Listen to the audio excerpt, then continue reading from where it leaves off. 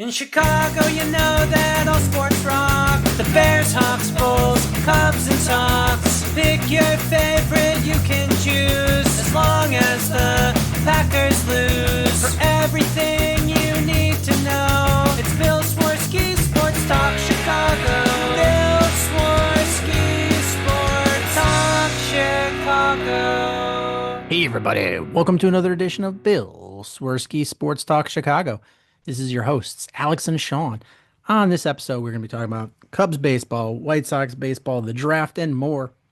But first, I'd like to thank our sponsor, the Rockford Ice Hogs. If you're not familiar with the Rockford Ice Hogs, they're the AHL minor league affiliate of the Chicago Blackhawks. What does that mean for you? You get to see the stars of tomorrow today at family-friendly, affordable prices. Sure, the season's not going on right now, but that shouldn't stop you from heading on over to icehawks.com, getting yourself a hat, shirt, jersey, signing up for season tickets, and more. Tell them Swerski Sports sent ya. Alex, my friend, how are you doing? I'm doing just swell, feeling good. How are you? I'm doing well myself, living the dream here. Yep, same. You know what? And it hasn't been as hot the past few days, so I've been enjoying that. And I don't know about you, but I feel like going into the All-Star break, we ended on a pretty darn high note that makes you feel even better. Yeah, I mean, I was not happy about that Twin series. No. But and the start of the Yankee series was not very good, but finished strong on that one. Yeah, so I guess we could just go right into it. It was really, really awesome that after that Friday disaster at Yankee Stadium, that the Cubs rebounded and dominated the next two games. You had eight shutout innings from Matthew Boyd, our all-star, and then 7 innings, 1 run, only 2 hits from Shota Imanaga. The fact that over 2 games you gave up only 3 runs to one of, if not the most dangerous lineups in baseball at Yankee Stadium, where they can score runs in bunches. It's really, really impressive because I don't know about you. I wasn't watching most of the game. I was busy. I was out with people. But from everything I followed, everything I saw happen, I see the recap. Every game, every team is going to have bad games, right? And the Cubs have had several blowout losses, as every team does. But I think that Friday game was the worst game of the year.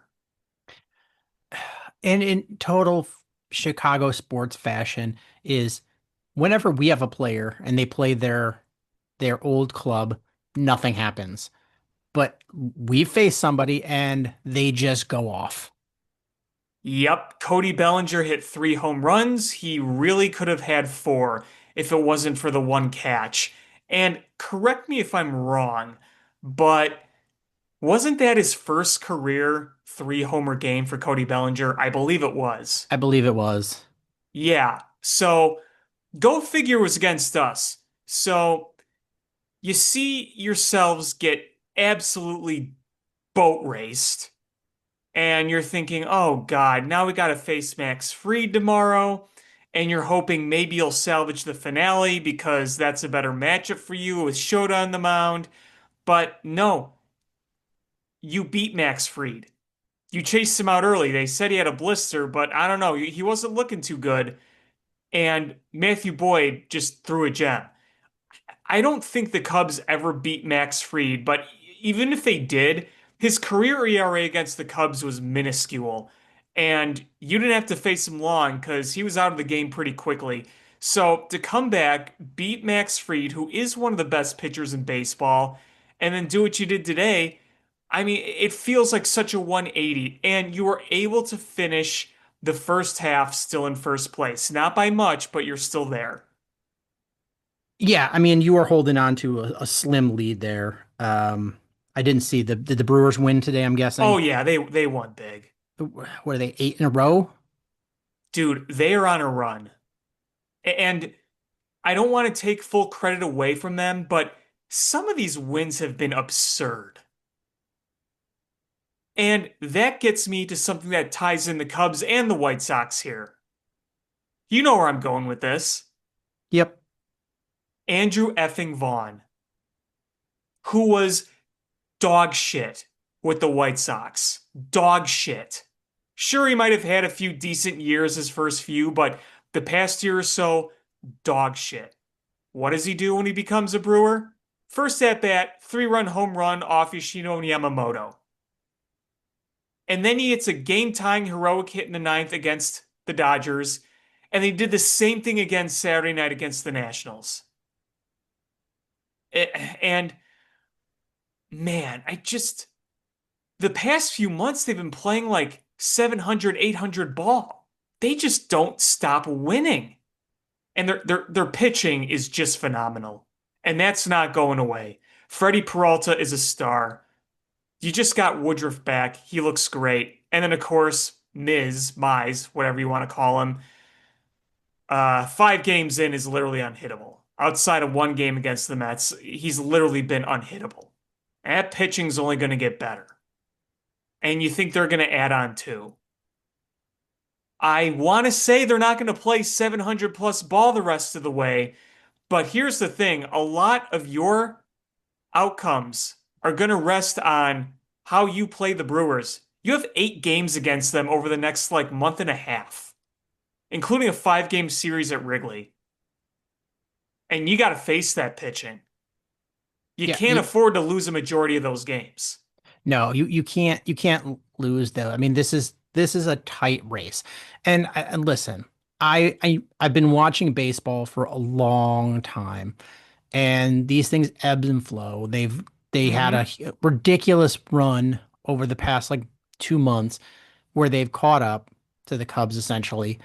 There's going to be a point where they lose 5 in a row, 6 in a row, or whatever. They're going to lose games, and they're going to get some injuries, and the Cubs will hopefully be able to stretch that lead again. But this is going to keep going back and forth until the end of the season, and those 8 games against the Brewers are going to be absolutely huge. Hmm. You start off with the series in Milwaukee, I think either towards the end of the month or beginning of August, and then you have that 5-game set at Wrigley Field because one of them, a doubleheader, is built in there. So, um, yeah, I mean, you got to win at least 4.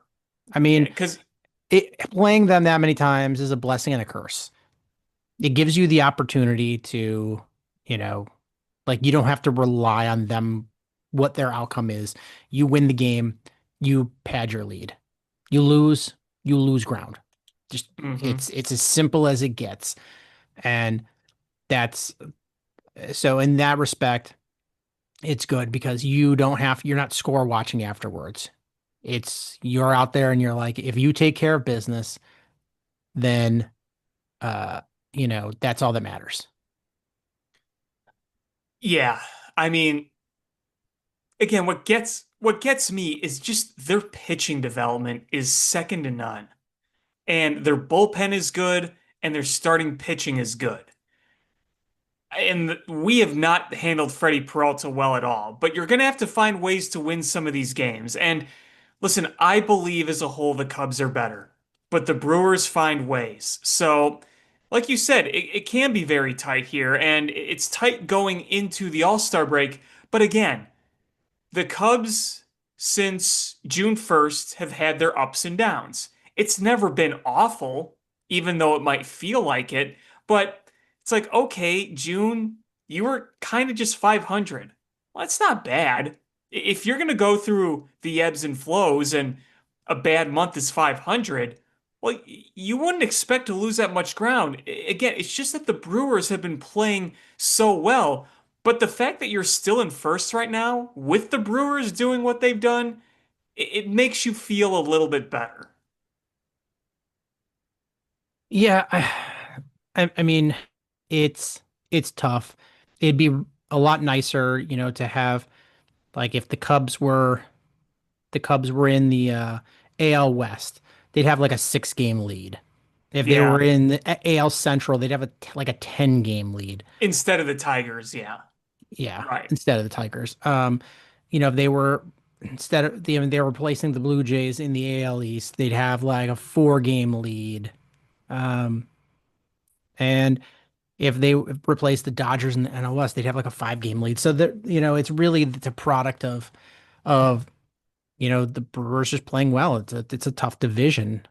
Um, you know, every team in the NL Central is a good team except the Pirates. Right. And, some of the other good teams might fade, obviously, that aren't the Cubs and the Brewers, but um it's weird because like right now the Reds are a bit back. But that's still a team where you're like, you got Tito at the helm, you have some talent, some young talent. I'm not saying they're going to come back and win this, but that's one where I'm not yet at the okay, we can rule them out right now. Um, That was a question I had for you. When the season ends, who's going to have the better record, St. Louis or Cincinnati? See, that's tough. That's tough. I On paper, I think Cincinnati's a better team, I do too. but I do the too. Cardinals have that magic, that Cardinal magic.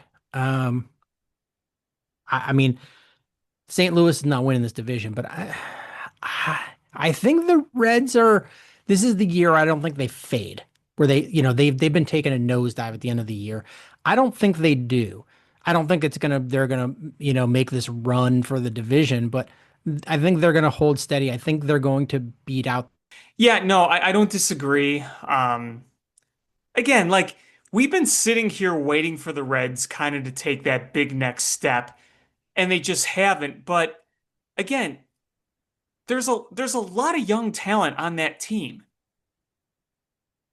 It just feels like they're due for one of those big runs. Like remember that big run they made in 2023? Didn't they win like what, 18 games in a row or something ridiculous like that? Um, Vaguely remember. Yeah, and I mean they missed the playoffs by a small margin, but there was a point where they looked like they were going to be the bottom feeders in the NL, and then they got hot again. Like I could see the Reds getting hot.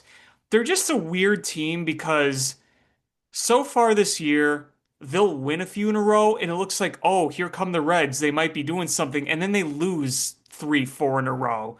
It's kind of like they're jogging in place at times. Like they are above 500 team, not by much right now, but I do think they're a little more competitive than what they show. It's just hard when you're not way up there at this point. But again, there's a lot of baseball left to be played. Oh, yeah, absolutely. Yeah, there's a ton of baseball left. Um, but watching every series gets me more and more anxious for them to get a deal done with somebody to bring in some help because these bullpen starts suck. I hate them. I I hate hate these them. stupid bullpen days. I hate them. And that was the thing. Even if you weren't the biggest fan of Tyone, at least he could go out there and give you some innings.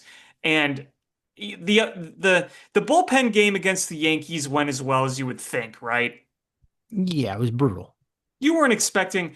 Chris Flexen's been great out of the bullpen this year for the Cubs, and I mean really good. Don't get me wrong, but expecting Chris Flexen to go out there to be like a 3 inning opener and then turning it over to Jordan, it just no, no. Yeah, um it was sucky, and I can't watch a whole nother half of the season with a bullpen start every 5 days. I can't do it. Um, I They need to bring somebody in. Tyone needs to come back, and it's sounding like he's going to be gone a good while. Yeah. I'm gonna guess it's going to be Shota level how long he's gone. Yeah, because remember when that first came out, Craig Counsell did not sound optimistic. No, no, he came right out and was like, um, yeah, he's going to be out for an extended amount of time. And So, there was no second opinion. There was no follow-up. It was like I said, it was right away. So That really, really stinks. And again, it was kind of a fluke thing. It was like a bullpen session, like a day or two before he was supposed to start. Yeah, you hate to see it. At least Shota's back, but you know you're not getting Steele back. I mean, that's done. You wrote that one off. Shota's back and looking good. Um, I, Cade Horton's never going to be a superstar, and I think he's got good talent, but it, he's he's not a guy that's going to be in 2025. He's not the guy that's going to be your number two on a team that goes deep into the playoffs. Well, I mean, I think he's got a bright future ahead of him potentially, but he was called, I think, a little early than expected out of necessity. Because remember, Justin Steele was down and then Shota Imanaga went down. And it's like, well, we need to do something. And I think you've seen some really good flashes from Cade Horton and you've seen some of the growing pains. Like, don't get me wrong. I mean, like the other day in Minnesota, just a meh start. It wasn't terrible. It wasn't great. The one against Cleveland was legitimately great. And then you had the one in Houston that was really, really bad. So you go through the ebbs and flows of a rookie like Cade Horton, and you also look at the fact that he's got limited bullets. And this is where the trade deadline is going to come in big time. And because you could say, well, you really only need one starter. I'm like, I think you need two. You might not get two aces, but you need at least a good, reliable starter and then another guy that can just keep you in games. Because I Yeah, just don't think Cade Horton is going to have the bullets to get through much longer. I think you're gonna have to extend him between starts to get him through. But yeah, you need a stud, and then you need a innings eater. Yes. And I am still very much on the Charlie Morton train. I mean that's your inning eater. And he's been really good ever since his first few starts where he was awful and he made some adjustments. He's been really good. He's pitched in high leverage innings before in terms of postseason. He's kind of been an ageless wonder. I don't think he would be that expensive. So I think that'd be a good investment. Um, I mean I'm not opposed to it at all. And I'm not saying that's your big move, but I think it's one you can make.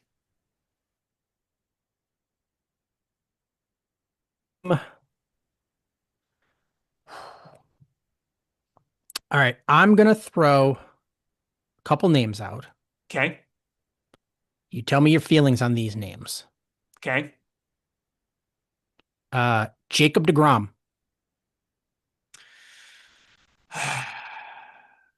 That health makes me nervous. Uh, him healthy though, that could be real good. Oh, I know. It's just the reason you're adding is because you're so banged up. You know what I'm saying?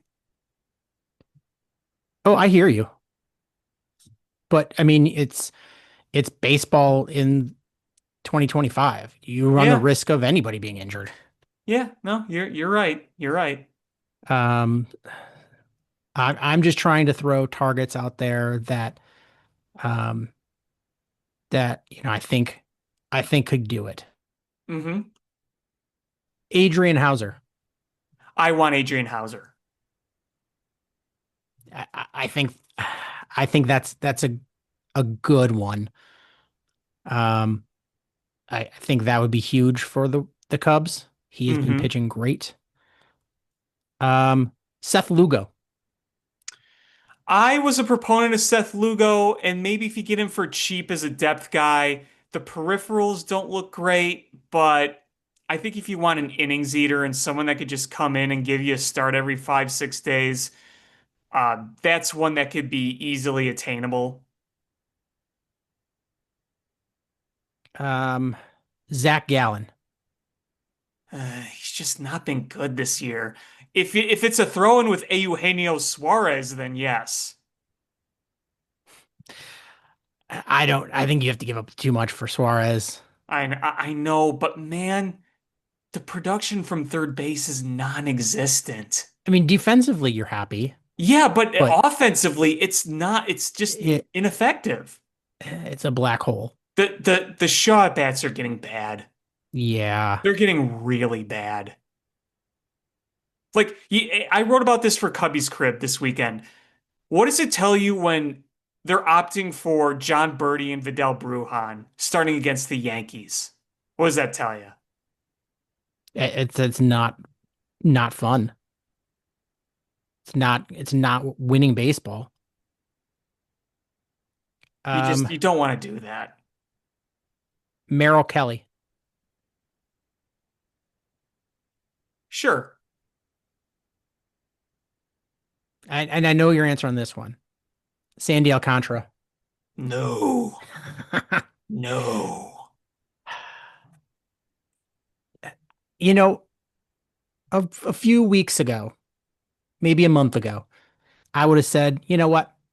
Change of scenery to maybe turns things around. Playing for a winning team that's playing for something. I'm not willing to risk that at this point. You can't really mess around You've got at to this point. every trade you make has to be a plus trade. Yes. You you don't have this team could. This team very well could make noise in the postseason. But they they have a very narrow margin of error because they don't have absolute stud pitching. Now, if Justin Steele was healthy, changes things. Jameson Tylen was healthy and Justin Steele was healthy. Much different story. Boyd has been great, but Boyd and Shota are are you going to win the World Series with those guys as your 1-2? Not even knocking them. They've been really good. But I don't know if they strike fear in the heart like they're going to mow down somebody's starting lineup like a Scooble or a Skeens. Well, Skeens ain't doing that anytime soon, unfortunately. No. You know, What a waste. I'm going to say this. And if I'm Jed Hoyer, I'm calling up the Pirates. Oh, You know, this... you know it's not getting done, but you know what? I'm shooting that shot. I'm my don't, you're gonna have to give up a lot. Ask them. Don't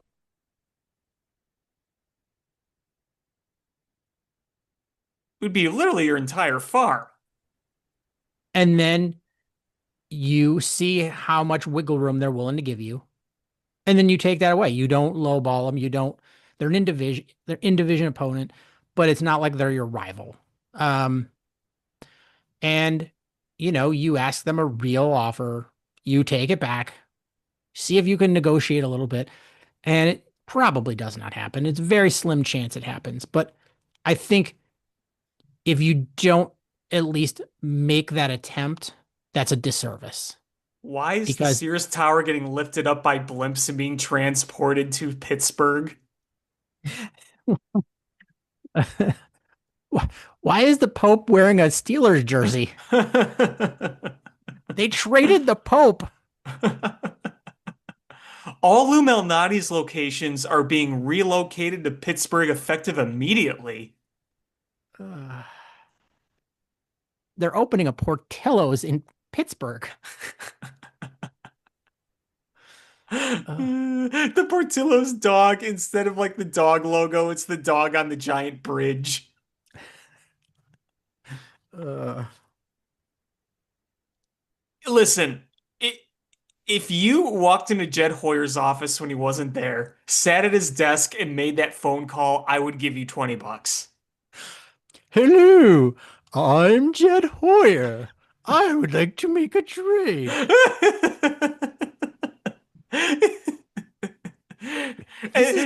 This is GM Hoyer. Oh yeah, what's your first name? I don't know. It's Jedley. Oh, that's totally him. That sounds just like him. This sounds like a trade he would make. You want the Iowa Cubs? Sure. The whole organization? Sean, he doesn't call other opposing people Mr. GM. Uh, That just but makes me think of the Simpsons episode where Smithers is trying to get his job back, and Homer's trying to help him, and he makes a call to his mother, and then Homer accidentally hangs up and pretends to be Mr. Burns' mother. Hello, Mr. Burns. This is your mother. And she doesn't call her son Mr. Burns. uh, I'm Mr. Burns. Oh yeah, what's your first name? I do. Yeah, good luck with that one.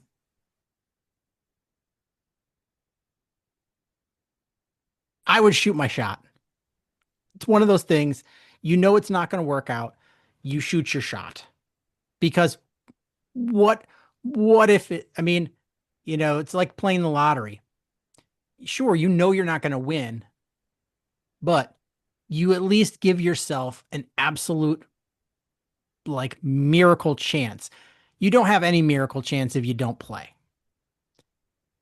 So I would at least call. I mean, what happens if he was just like, you know what?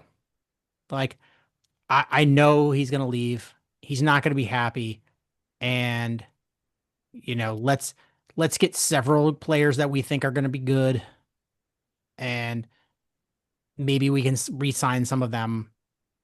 But Skeen's not re-signing here. He's playing out his arbitration, and then he's gone. And you're just like, oh my God. You're checking to see if you're awake. Is this a dream? Pinching yourself. It's just one of those things. Like, I think you just got to. Well, I'm sure that everybody calls, and there's calls going on all the time for everything. People are going to be calling the Pirates, and they've made it clear they're not going to trade Skeens, but people will call to gauge everything and everything. I mean, you remember back when Chris Sale was debating on going to be traded or not by the White Sox. You knew everybody was calling them before they even made a decision to do that. And that worked out. Eh, for the Red Sox, yeah. Oh yeah, that's what I meant. That's what I I mean, meant. they reached the point where they were going to trade and rebuild, but like even the years leading up when they had Chris Sale, they weren't contending, but they weren't going to sell him. You still knew that they were getting calls. I mean, how annoying would that be if you're like Mr. Pirates GM? I don't even know what their GM's name is. And every day it's like, hey buddy, what's going on? Paul Skeen's available? Nope. Hello, You Mr. Pirates GM. you have 31 numbers blocked, and it's just the 31 other GMs. Owner's like, how are you going to make a trade? I don't care. I'm just tired of people calling me about Paul Skeens. Yeah, well, you know that they're going to be fielding a lot of calls on Mitch Keller, which we talked about before. That's going to be a hot one because I think the Pirates, if they were to give up Mitch Keller, they'd want to use him to give up like the salary for Key Brian Hayes. And the Cubs have been linked to that a number of times. But yeah, you ask about Paul Skeens, that's a big NO from them. How about no? If you're calling about Mitch Keller, we'll make a deal. If you say anything that has to do with Paul Skeens, I am hanging this phone the fuck up. Who's there? No. Wrong number. Wrong number. Um. So let's see. Cubs or the baseball had their draft today. It's in the middle of the draft here. Uh,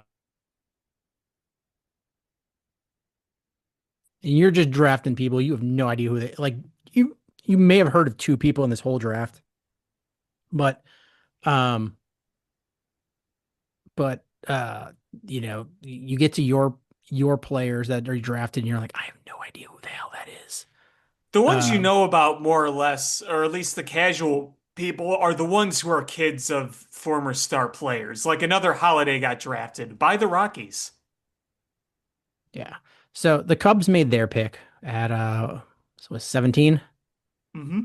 Um, and they drafted an outfielder, which is a little bit weird.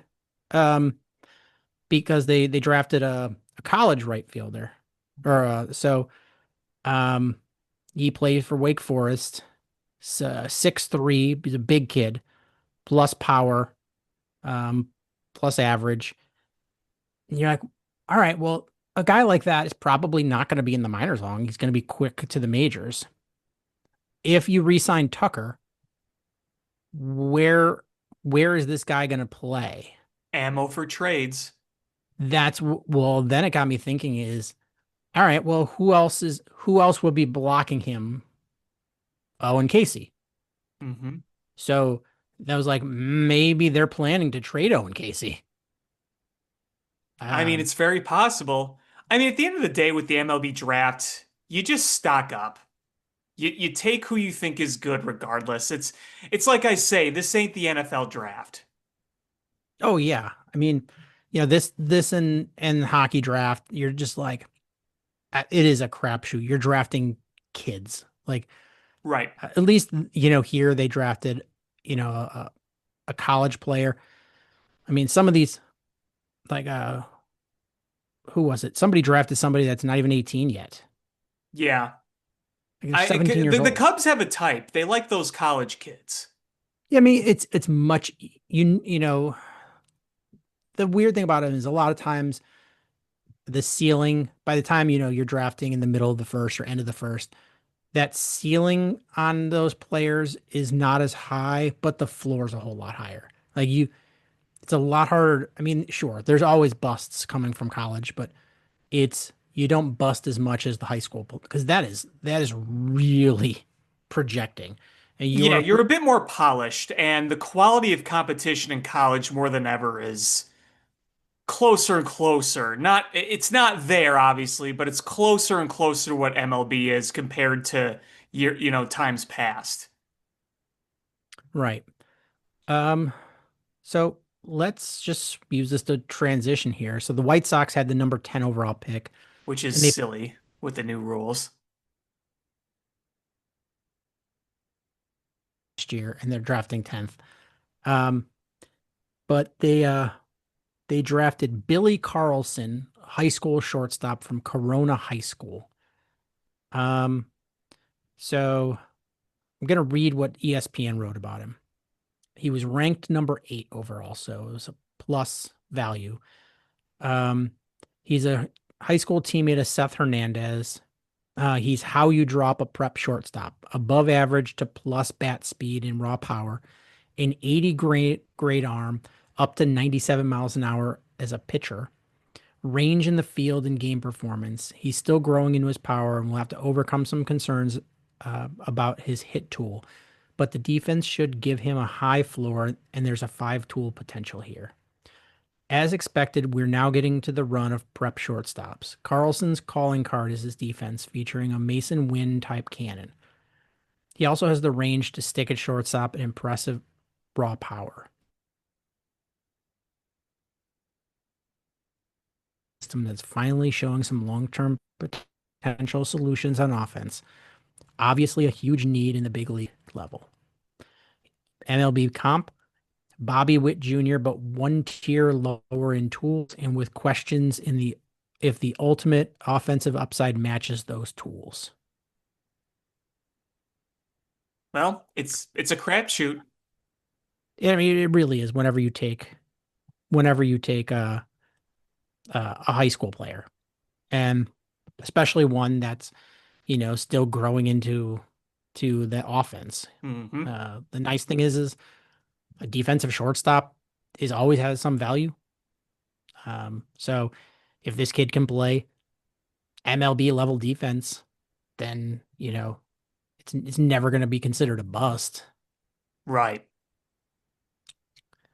Um, but the White Sox have struggled as of late. Um, they uh lost 2 or 3 to Cleveland. Wasn't it three or Or four? sorry, 3 or 4 to Cleveland. Um, and they're not playing good baseball. I mean, they haven't been playing fantastic baseball, period. Um, but the White Sox have been struggling. And you saw Noah Schultz uh, give up a home run in the futures game, which you know not doesn't say anything about his future performance. But that's a bummer to see because somebody that you hold so much high value on. You were hoping that he would shine in the futures game, but um, the MVP is the one that hit the home run off of him. So Figures. figures. Um, and then the Nash or the Athletic gave out their midseason grades, and uh, the not surprised AL and MV, AL and NL MVPs are Otani and Mike Judge or Aaron Hmm. Judge, Mike Mike Judge. Judge. It's Mike Judge. Well, That's an King of the Hill's MVP, coming. I'll tell you what. Yeah. Well, they knew King of the Hill was coming back, so they just gave him the Yeah. MVP. Yeah, Um, exactly. but Aaron Judge and Shohei Otani, which is not surprising. But then they gave their yuck of which like the opposite of the MVP, and they gave it to Luis Robert. Yeah. Um, He's just been so bad. and he comes back from injury and he's just more bad. Oh, you see that? Did you see the play today? Was it him and Austin Slater that came and bopped into each other and the ball dropped? I feel bad. Um, there's uh, and then you just got like just crappiness go along. Yeah. Um, but they did have the 20th anniversary reunion of the White Sox World Series team, Hmm. and John Garland showed up in a Jenks jersey, which Which was very appropriate. which they made him buy. Oh, He had to go out and order it himself. that I did not know. That's that's so fitting. Um, but yeah, I mean, it was nice. Everybody honoring him. Um, you saw people get very emotional talking about him. Uh, Ozzy had some great things to say about him.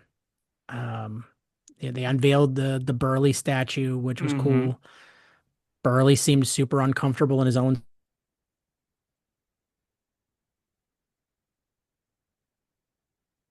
Um, was so important on a World Series team and just uncomfortable in his own skin. Well, he's such kind of like a humble, quiet, down to earth type of guy. I'm sure I know he's deeply honored and touched by everything that's happened, but some people don't always enjoy being in that kind of limelight. And I'm sure, again, like he loves the hell out of it, but Oh it's yeah, yeah. just, You you know what know I he mean. loves it, but I couldn't eat today. I'm so nervous about this. And it's funny because then you just got other people that are just like, why am I nervous?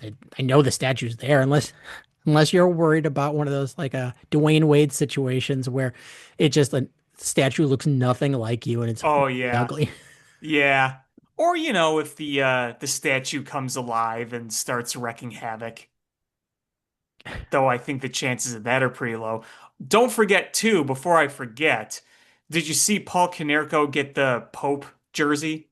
No, I didn't. Yeah, so he was gifted a Pope jersey signed by Pope Leo. And I'm sure you've seen that in the section where he sat in the World Series, they have like a mural like on the concourse right by the entrance. Yeah. So, they're obviously implementing the whole thing with the Pope and the affiliation quite a bit, as they should. And yeah, you got a Pope Leo jersey for Paul Konerko, so it kind of tied the whole thing together. Did you see the video of Jerry walking through the crowd? I did. Oh my God, that was amazing. For those that didn't see it, like he's walking through the crowd with his entourage, and somebody's like, "Thank you, Jerry," and somebody goes, "Wait, what did he say?" Like, uh, "Thanks for selling the team." Yep. Uh, We're not gonna talk about Shohei Ohtani. I'm surprised Jerry didn't like blow a whistle and have like this flying monkeys escort that fan out. Can you say that again? You broke up. I'm just surprised that Jerry didn't like blow a whistle and his flying monkeys swooped down and had him ejected from the park. That would be amazing. Jerry's blowing his rape whistle. He's like, "That's I don't know you. That's my purse." That's my purse. One of the best episodes ever, by the way. God, Jerry.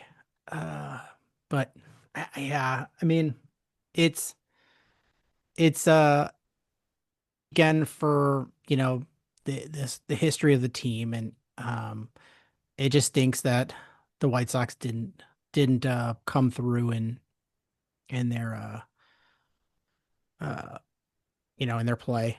Hmm. Yeah.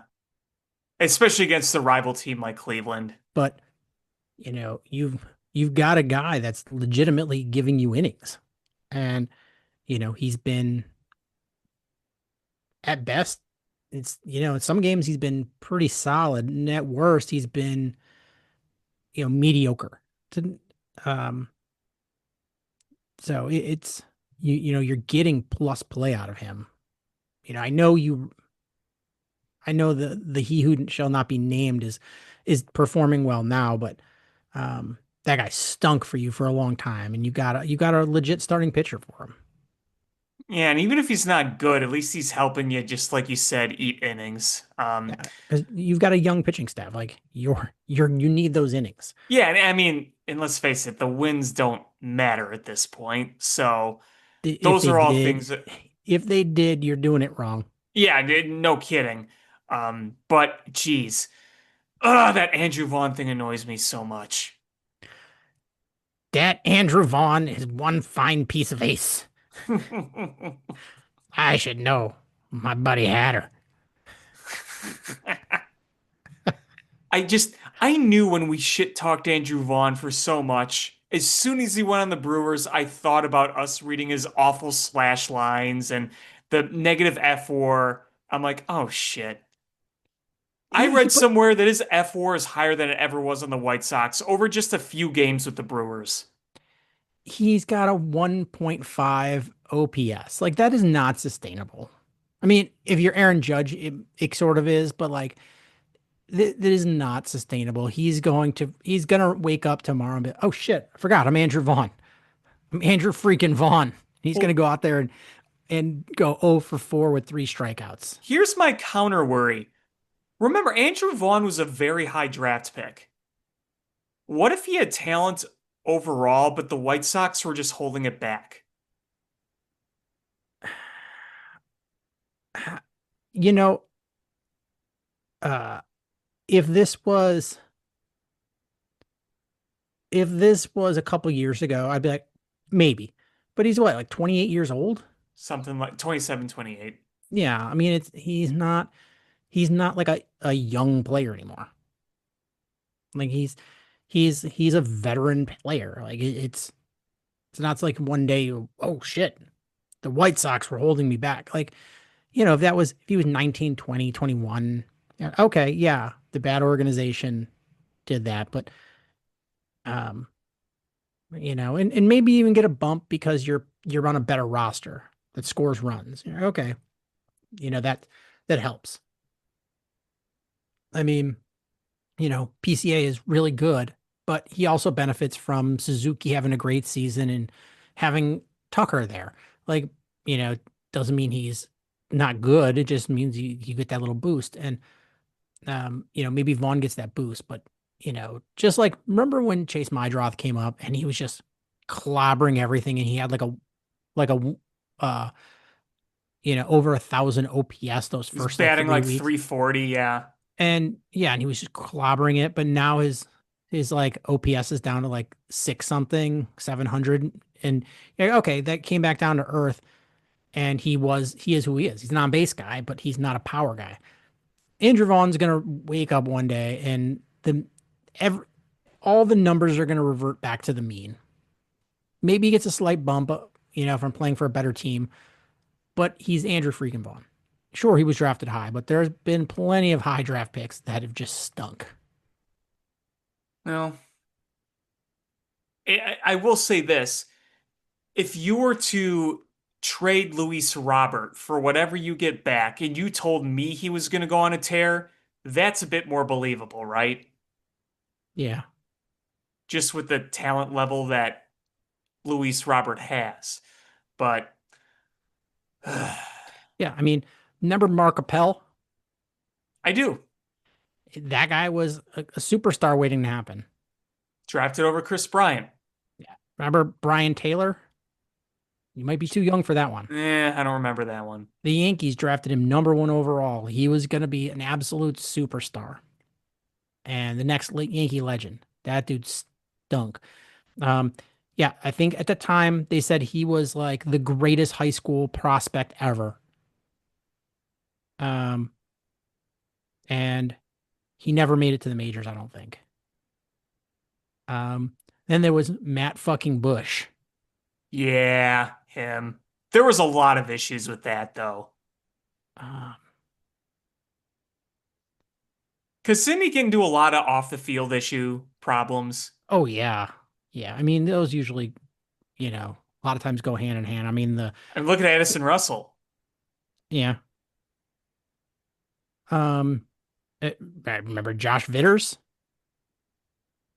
Frickin' Cubs. They could have drafted better, but the Tribune was like, oh no, we don't want to pay that. Ugh.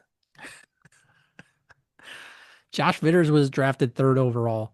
Josh Shitters, you mean? Uh, ooh, this makes me feel bad. Was like I remember when he was drafted. Like it was a lot like when LeBron got drafted. You were just like, we're watching a star here. He got into a fight 2 years after he was drafted, severely injured his throwing arm and never recovered. You're talking about Bush, right? No, Brian Taylor. Oh, Brian Taylor. Yeah. Huh. That's unfortunate. Huh. I mean, I'm glad it happened with the Yankees, not some team that aren't a bunch of buttholes. We got 27 rings, bro. You're just jealous of our 27 rings. I feel like Sean has some pent-up frustration against the New York Yankees. Oh my God, I hate the Yankees. I Like know you do. I hate them like I hate the Cardinals. And when I lived on the East Coast, I learned anything. It is Philadelphia fans can hate anybody at any time for any reason. Yeah, It's just that's it's in well their known. DNA. And you know, I remember I was at a game because I like going to baseball. And actually their stadium's nice. I So like I've heard. their stadium. And there's like a spot I like to stand in. It's like a standing area, like a lounge kind of area that you don't have to be stuck in the little tiny seat. You can move around, but you can see the game really well. Um, but it was the Mets were in town, and they, the whole crowd erupted with Yankees suck, Yankees suck, and the Mets fans were joining in that came down from New York. The Phillies fans, everybody was doing. They're like, all right, well, yeah, I mean, yeah, They both agree on that. we agree that the Yankees suck, and the whole place was chanting Yankees suck, and it like the Grinch, my heart grew 10 times, 10 sizes that day. What happened then? Well, in Philly, they say that Sean Hopman's heart grew 3 sizes that day. Saw all the hatred and it just made me grow. You come out just glowing. Uh, that same game, there was like, I can't remember if it was three or four of them. They just randos wearing Yankee or Cardinals uh, hats just there.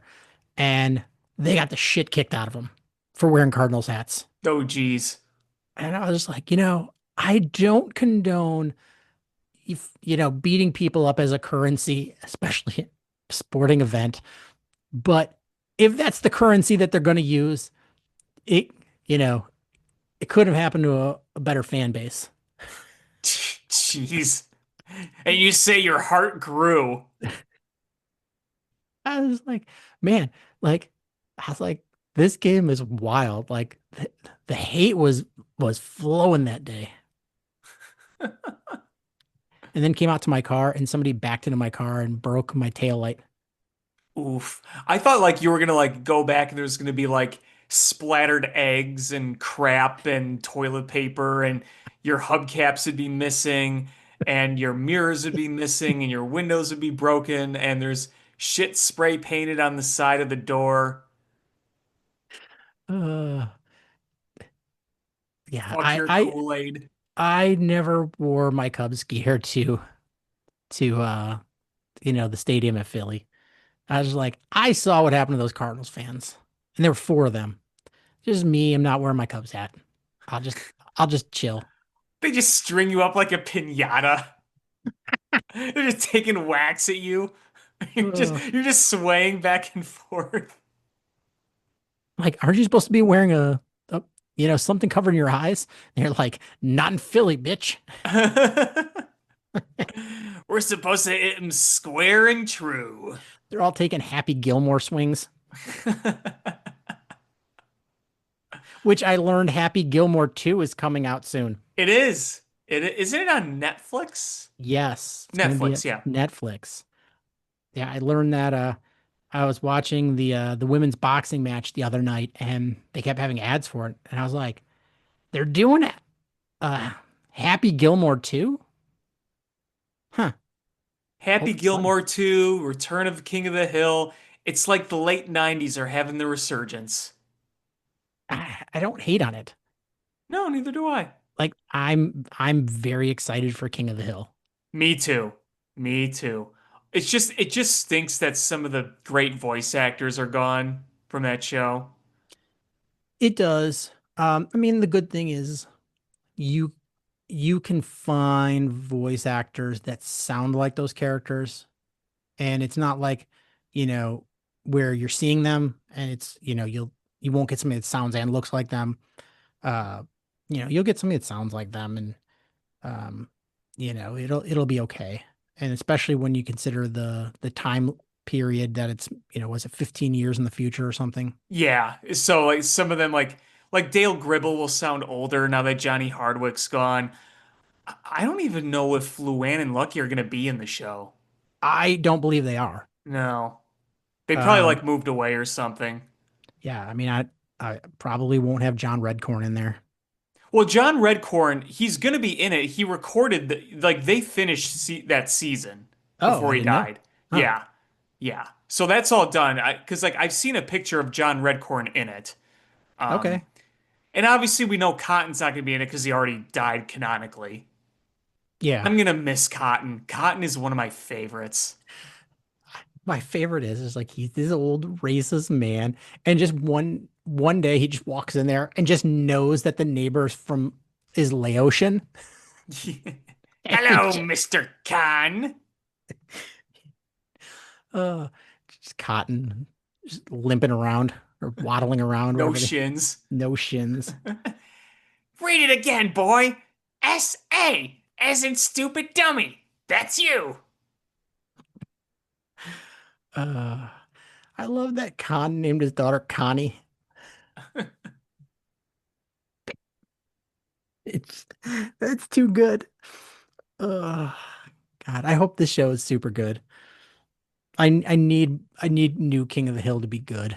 Oh, I know. Me too. Me too. I'll tell you what. Did you see the full trailer? I did not. I'm sort of Watch the trying. full trailer. I've sort of been avoiding everything, and I just want to take it all in. Like, uh, That's fair. That's fair. That's fair. like I went in. I saw Superman the other day, and I went in like with having seen very little. The only teaser or the only trailer I saw was the teaser trailer, and um, and I went in and I was like, all right, this. Did you see Superman yet? Not yet. It was pretty good.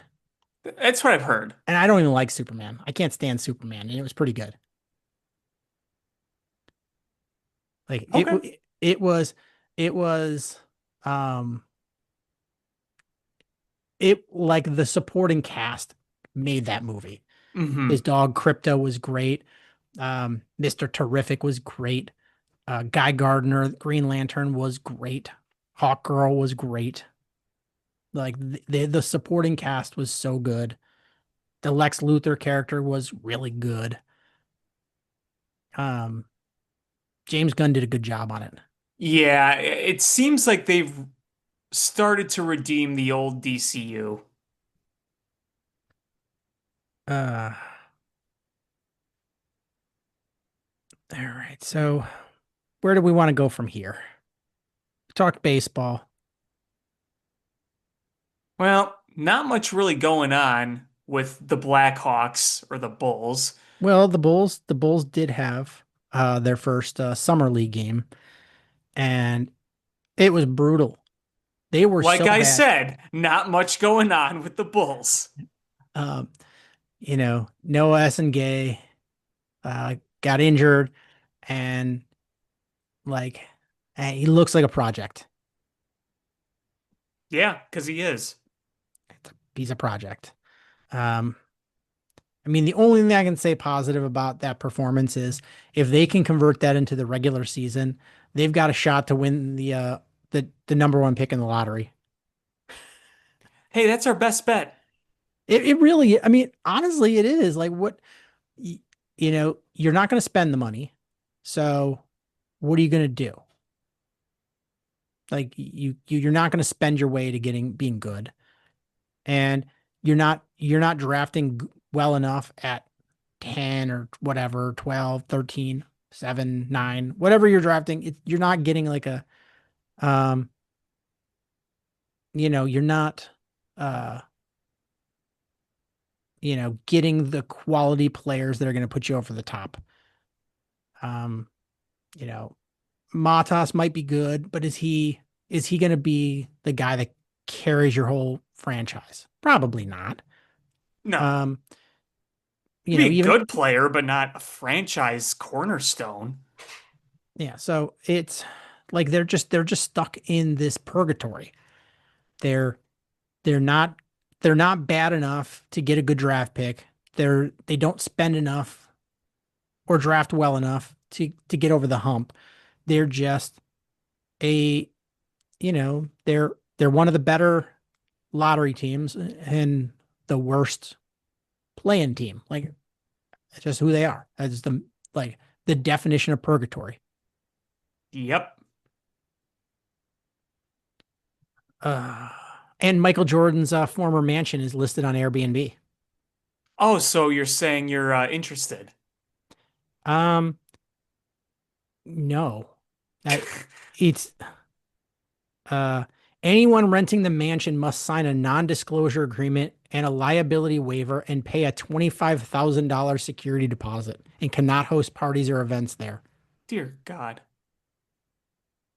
Um, a minimum of 7 night reservation is required, making the price of the stay in Jordan's old house $120,920 per week. Good grief. Why? Why would somebody pay that? Well, if you got unlimited money, But I mean, if you have unlimited money, you could have bought the house for like $9 million. somebody comes up, hey MJ, I'm gonna stay in your house. Him not expecting anyone to do it. Well, I took that personally. I'm gonna stay in my own house. Like Michael Jordan pays $120,000 to stay in his house that he just sold. It was on the market for He years. pays himself. Well, he doesn't own it anymore. Oh, he doesn't. No, Okay. somebody bought it. Yeah, somebody Oh, finally right. bought it. Is this is the one in the Chicagoland area, right? Yeah, it was on the market for Yeah. 12 years. Yeah, yeah, yeah, yeah, It yeah, finally yeah. sold and is now listed on Airbnb. That's Um, right. yeah, it's in Highland Park on 7.5 acres, 7 bedrooms, 17 and a half bathrooms, a movie theater, a gym, a cigar lounge, pool tables, and a saltwater aquariums. So, I if you don't stay in the like. Come house, on, you have to feed the fish. the, it's one of the Airbnb rules. You got to take the trash out and feed the fish. See that fish skeleton that's been dead a while? We named him Scottie Pippen. It's because he's dead to me. So this math, make this math work for me. All right, you have a 7 bedroom house. Why are there 17 and a half bathrooms? Well, when you eat the pizza, you need easy access. That bedroom to bathroom ratio is the wrong way. Like that's not supposed to be that like yeah, everybody gets 2.5 bathrooms. Do the gates still have like MJ on them? Because I didn't. 23? Yes. Yeah, 23 on the gate. I feel like that's kind of a landmark part of the structure, right? Like Oh, that's yeah. Well, I heard part of the problem that didn't want to sell is that everything was nice inside, but everything was built for a guy that's 6'6". So the right. counters were really high. Everything was really high. And like most people, like I don't want the counters up to my nipples. So you'd have to like redo everything. And I think if you're buying a mansion, you don't want to redo everything. But the gate's gotta stay. Like if you're buying that, like the gate's gotta stay. Absolutely. So when did he build that mansion? Was it when he was still playing here, like in the 90s? Oh, I'm sure. I wonder where he lives now. Do you know? They said when I went on vacation to Cabo, they said he lives in Cabo full time, but I Hmm. don't know if that's true. So I just wondered if he lived in North Carolina or not. I don't know. I'm sure I he's don't know. got multiple places Oh, around. I'm sure, but I'm sure he has to have somewhere. Gotta live somewhere full time, right? All right. Well, Google is saying that his primary residence is in Jupiter, Florida. Oh, okay. I mean, that makes sense, I guess. That's a really nice high-end area around Miami. Obviously you have the summer weather and you got the beaches and the palm trees and people Yeah. trying to live their best life down there. Yeah. He also has homes in Cabo and Sherman Oaks, California. Yeah, I thought he had a home out in Cali, Yeah. He's got one in Cali, one in Cabo San Lucas, and his primary residence is in Florida. Florida. Florida. Man, if I had the money to get Michael Jordan's mansion. Hey, maybe if the Cubs pay Kyle Tucker a bunch of money, he can live there. I wish they would pay him a ton of money. Oh, wouldn't that be great? Just It's pay like the man for some money. he gets his money. First order of business, buy Michael Jordan's old house. Really? Well, I'm going to take that If somebody personally. threw $500 million at me, do you know what kind of stupid things I would do right off the bat? I can't even describe how stupid they would be. Erect a Mount Rushmore size Greedo. I I would build a model Tokyo and hire people in Godzilla costumes to just destroy it. Good God. I like to think you build this model and like the guy in the Godzilla like it's just a really shitty like kid costume. It just goes roar roar and starts kicking things over. Well, I mean that's what I did this morning is I went to a Godzilla convention. Really? Yes, there is an annual Godzilla convention in Rosemont. Really? I did not know It that. has been going on since I think 94. Is it just Godzilla or is it like all movie monsters? I mean, it's called G Fest, but it's like you know, all the Godzilla type monsters, the kaiju monsters. So, my favorite monster is King Kong, and obviously Godzilla and King Kong go way back. Was King Kong at that convention? I mean, they didn't have King Kong, but they're in the dealer room. I mean, they had a lot of King Kong stuff. Yeah. But it was a lot of um, Mecha Godzilla, the Gargantuas, Gigan. Um, so all of the Godzilla foes. But yeah, I try to go every year, at least one day. It's like a 3 day thing. Like today, I popped in for a little bit this morning, bought some stuff. Um, they had like costumes there. Um, they had like an art contest. They had the art room, and then they were doing some movie screenings. So uh, um, then they had some panels there with And then they had some signings, so the guy that was in the Ultraman costume was there, um, signing. It's a fun time. I go every year for like one day. That sounds fun. Oh, I have an idea. So you want somebody in a Godzilla costume to destroy Model Tokyo if you had unlimited funds, correct?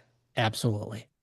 What if you hired Michael Jordan to be in a Godzilla costume destroying Tokyo? That would be awesome.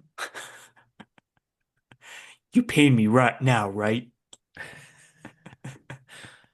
Uh, yeah, but I stopped in for a little bit this morning and I was watching they have a screenings that run throughout the day. So like if you want to take a break from other things, you can go just sit in and watch screenings. So I was watching Attack of the Sea Titan. Um, I thought you were going to say Attack of the Sea Turtles. yeah, I started to say it's Sea Turtle, but I said it's Sea Titan. Um, but yeah, it was a fun time. They had a pinball arcade set up there. Um, yeah, it's a cool time. I do enjoy it. That sounds fun. Yeah, apparently last night they did a full ballet with Mothra costumes. Sick. Um, I did not go last night to see it, but I should have. I didn't do anything last night. I sat at home watching TV. I should have gone there to see it. Mothra Ballet. Who would have thought? Uh, that's that's the kind of things I come up with. Like that's right out of like if Sean had unlimited money. Hey kids, let's go to Mothra Ballet and then we're going to go to the Greedo Opera afterwards. There needs to be a Da tu cablo, da solo doa. McClunky. Uh, there needs to be a Greedo opera, Well, write it. the Greedo rock opera. See, one day I'm going to be walking through the streets of Chicago and I'm going to be passing by, I don't know, one of the big venues. Do they have operas at the Chicago Theater ever? I wonder. No, they do I them at don't the Lyric think Opera so. House. Yeah, okay, Lyric Opera House, fair enough. So I'll be walking by the Lyric Opera House and there'll be a sign now presenting Sean Hopman's Greedo the Opera. And I'll be like, motherfucker, he actually did it. Uh, Everyone will be walking by being like, what the fuck is this? I'll just look up and be like, dang it, Sean. I thought we were joking. Never joke about Greedo. Everything Greedo related is serious. I joke about everything except Greedo. You don't mess around with the Greed Man. I will forever be fascinated by your love of Greedo. Uh, yeah, I this morning I got up really early and I was out in my garage, um and I was priming a 12-inch tall Greedo bust statue. I was priming it for painting. I love it. Uh, Excuse me, I can't do anything right now. I gotta prime my Greedo statue. uh, did you see the Blackhawks are expected to sign Anton Frondel to a entry level contract? I did. That's cool. Yeah. Um, I assumed he was going back to Finland or wherever he was playing. Was he Swedish or Finnish? I Uh, know he's probably been playing, but Swedish. yeah, he's sweet. That's Swedish. what I thought. Yeah. Um, so it'll be interesting to see what happens now. But that's kind of cool. Yeah, I guess that is news, isn't it? Yeah. Um, let's see. Josh Giddey still hasn't signed. Yeah. I think he's crazy if he thinks he's getting $30 million. God. I mean, don't get me wrong. I think he's a nice player, but $30 million? Dollars? And as much as I think AK is a super dunce, I'm glad he's not just caving right away. Like Yeah. there's no insane rush to do this, right? No, no. I mean, if you do this wrong, whatever the contract is, he's gonna walk, and like, and you sign him to the offer sheet. So if maybe it's just one and done, and he goes to free agency next year. Who knows? But you can't overpay him because you paint yourself in a corner. You can't be overpaying people when you're not a good team. I'm glad that he's not just throwing around contracts for no reason. He's already passed that phase, hopefully. Um, and the Bears, Ryan Poles and the Bears agreed to a contract extension, Which was expected. which I thought was already done, but apparently not. I think it's So been in the works a while. They just had to finalize it. But nobody should be surprised here. They were going to align Ryan Poles with Ben Johnson. I mean, I think they had to. Um, but you know, it, this is the worst part of this season for NFL fans. Like it literally is. It is just rehashing articles, waiting for who's going to get arrested on you know, charges. Which the new one is Quinshawn Judkins, who was a Bears draft target. Um, but we're a couple weeks away from training camp starting, and it can't happen soon enough. Yeah, I'll say. And they announced Family Fest is back. So I'm going to try to get to that. No, tickets already went. Yeah. Wait, they're like sold out? I don't know. I Because I they got never them. sold out like I could get them after they Tr went on sale. I know the ones at Hallis Hall are like all taken, Oh but my God, that I literally was in the waiting queue when they dropped, and I didn't get anything. Got nothing. Like that's how quickly they went. Like I think part of me was stupid, and I was trying to get tickets for the training camp with Buffalo, hmm. and I was in that queue for a half an hour before they went in. So it was just like you're just sitting there, sitting, waiting, waiting, waiting, and then they dropped, and I was like 7,000th in the queue. I was like, Yeah, they don't have yeah. 7,000 tickets. So I quickly tried to go to another day, and I was like 4,000th in that one. And I was like, all right, I'm not getting tickets. Yeah, You know, that's insane. Like getting it to like the actual Hallis Hall training camp is insane. I just know I've always had luck getting the Family Fest tickets because it's Soldier Field, it's huge, and although I should probably get on it because they're doing it on a Sunday. There were a few years recently where they did it on a weekday and I had to take work off for that. So it was like, okay, weekday, whatever. But, if there's more hype around all this and it's on a Sunday, I should probably just do my best and get on it.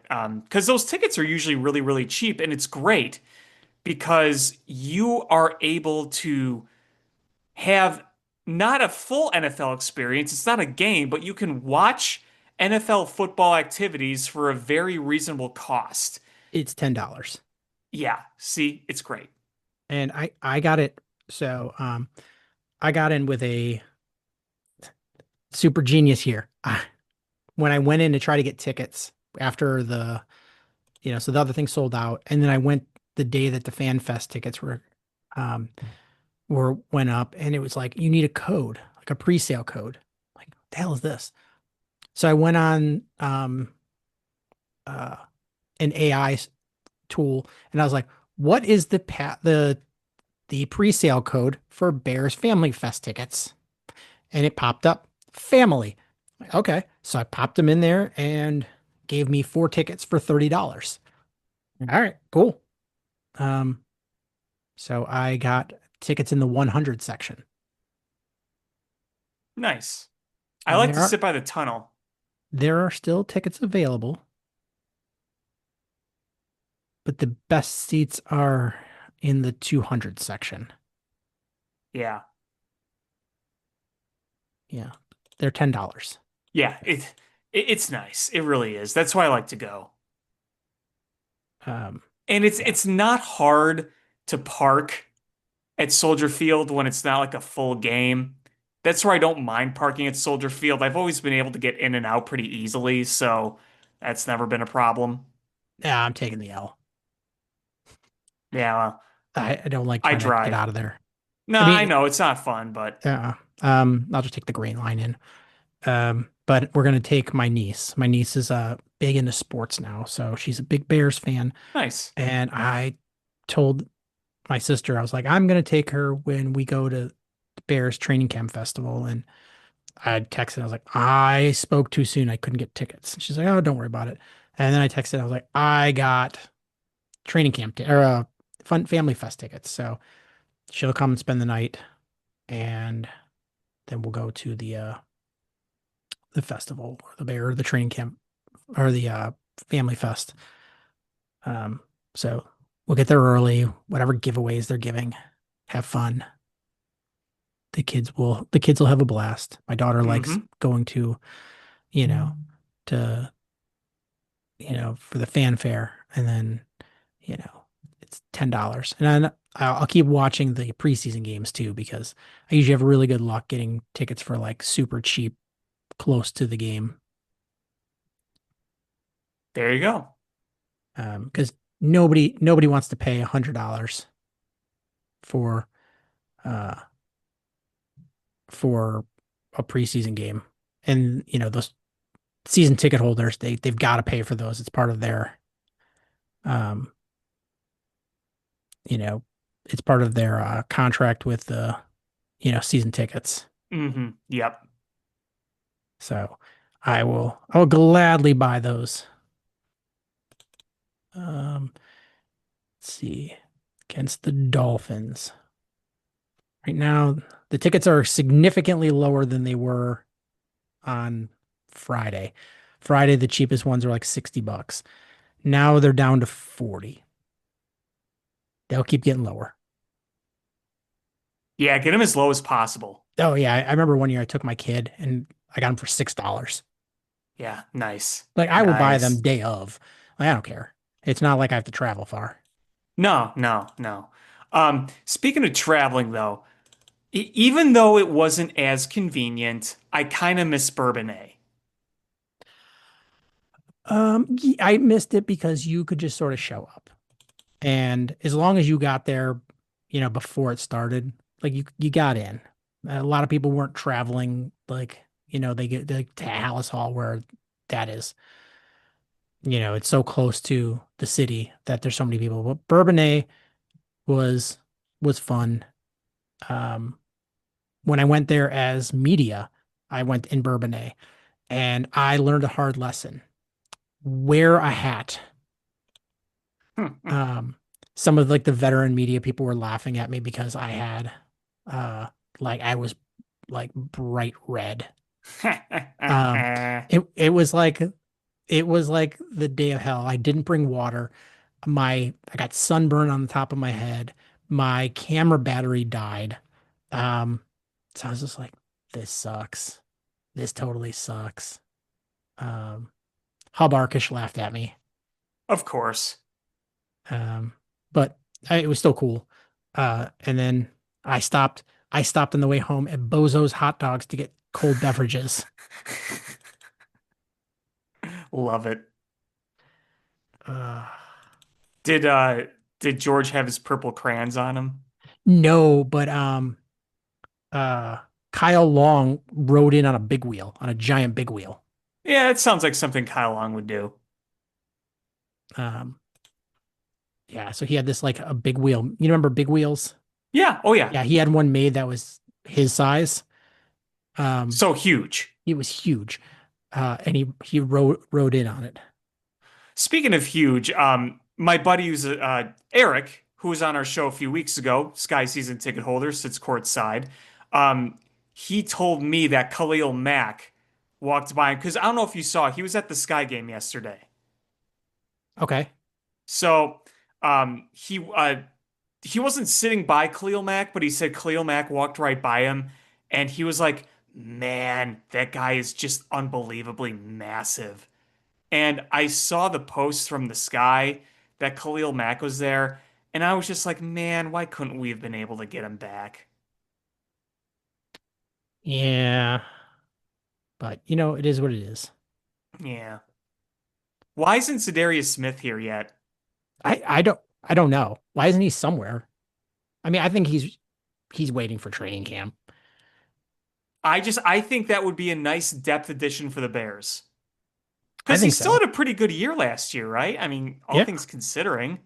I wonder if the Bears are uh if they're kind of waiting for see how folks look in training camp.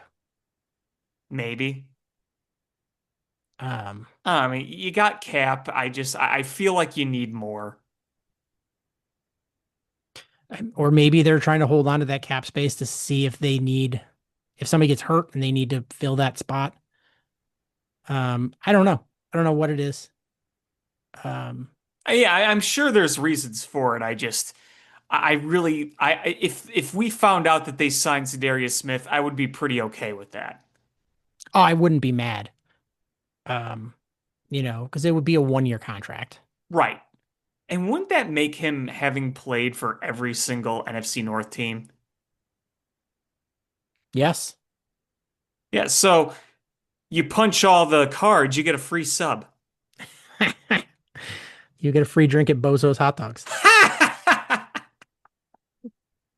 Ryan Poles just says, okay, here you go. It's just Bozo's hot dogs, one free drink. Um, yeah, yeah. He played for the Packers 2019, 2020, 2021, Minnesota 2022, Detroit last season. Yep, So every team in the division. get a free sub. You get free guacamole for your chips. Aren't those already free? Shut up. You shut up. Oh man. I don't know. I'm here for it. I just don't know what that guy wants. And um, the Bears, what kind of cap room do they have? Like $10 million or something? I know it's easier said than done if you're trying to flex cap and, like you said, a lot can happen in training camp. Guys could get hurt. There might be an immediate need for something. Somebody could get cut that could fill in your roster even better. It happens all the time. So it's probably why they're not jumping on it. So the Bears have 14.6 or 14.75 million. So you have some room. Yeah, I mean he probably is going to cost like 8-ish. Um, so you mean you still have some room, but I don't know. Maybe Zadarius isn't ready to sign yet. Maybe not. I mean, I don't know. If I was a veteran player, I would want to be ready day one to show up at training camp. I don't want to show up like a week in trying to meet new people and Trying to learn everything. learn everything. Yeah, just get me there as soon as possible. That's the thing. It's like you got a playbook to learn. You have teammates to meet, the coaches, the dynamic. But no, Was there anything else you wanted to talk about? nope. I think I've said my piece. Let me just go get a nice cold drink at Bozo's Hot Dogs. Well, that's going to do it for this episode of Bill Swerski Sports Talk Chicago. I want to thank everybody so much for listening. Please hit subscribe however you listen to podcasts, whether it's iTunes, Stitcher, YouTube, Google Play, Spotify, etc. Share this podcast with your friends. How we grow the show. Follow us on social media at Swerski Sports, Facebook.com/Swerski Sports, SwerskiSports.com, or Swerski _sports _podcast on Instagram, ShyFanPat2 for Alex on Twitter/X, or AlexanderJPatCreative.com for all the cool stuff that Alex does. And again, thank you all so much for listening. Until next time, bear down. Cubs win! What a lucky break! The good Lord wants the Cubs to win! We thank Ditka and God for all they have provided. Cubs win! Cubs win! Cubs win! Oh, I don't want her, you can have her, she's a Packer fan. She can't fit in my van. And she looks like number New Yorkers. Smoking crack is not legal on planes. Bears 31 to -7. The Bears. Oh, when the bears go bearing down.